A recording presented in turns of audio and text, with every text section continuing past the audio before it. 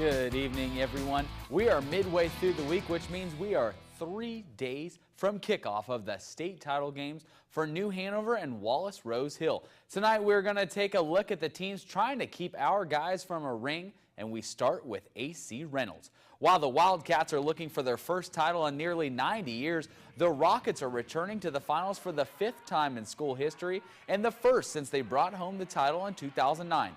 It's yet another opponent with playoff experience and a veteran quarterback. The Rockets fly by junior Alex Flynn, who tossed 40 touchdowns and only has thrown 8 picks. They have a team that's built a lot like New Hanover, but Coach Shane Law says they need to play their game in order to get the win.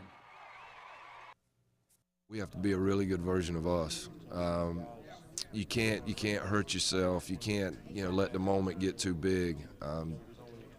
I think both of these teams have got players, they've got guys that can make plays, and it'll come down to who makes the fewest mistakes, I think. They've been to the big dance many times. They've won like four or five state championships over the last 10 to 15 years, 4A and 3A.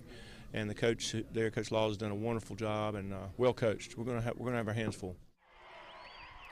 The Rockets and Wildcats will battle it out at Wallace-Wade Stadium Saturday at 7 p.m. And also at 7 p.m. that day, but over at Keenan Stadium, it's the battle of two of the absolute best teams in high school in the state of North Carolina. Wallace Rose Hill is the 3-time defending champs, but Reedsville, they won the 2A title last year and 6 total in the modern era. The Rams are a perfect 15-0, looking to cap off back-to-back undefeated seasons with another ring. This is a very balanced team that's led by their defense that's held teams to only 10 points or less in 12 of their games this year. When you come into high school, at Reedsville High School, you're going to be a Reedsville defense side of the ball, and so we put our best guys over there, and they expect to be good, and this year they've really rose to the occasion when they've had to.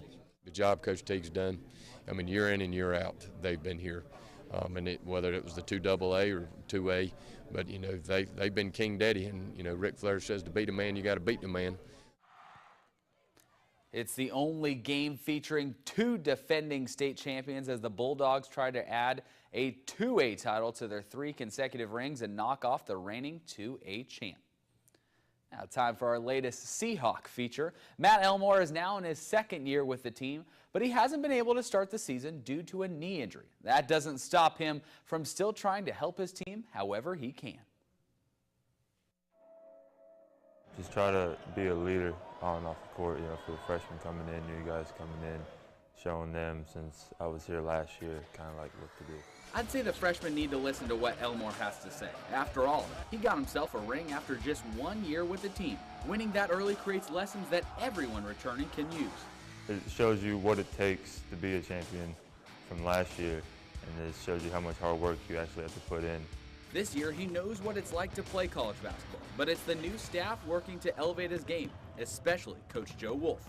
As much knowledge as he has and as much experience as he has, it's crazy to be able to work with a guy that's been in the league for 13 years and coached NBA players.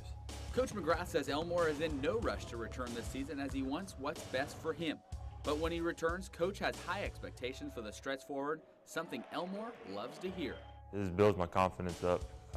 Just knowing that I'm going to get a chance to show people what I can do, get on the floor, help my teammates out, just means a lot.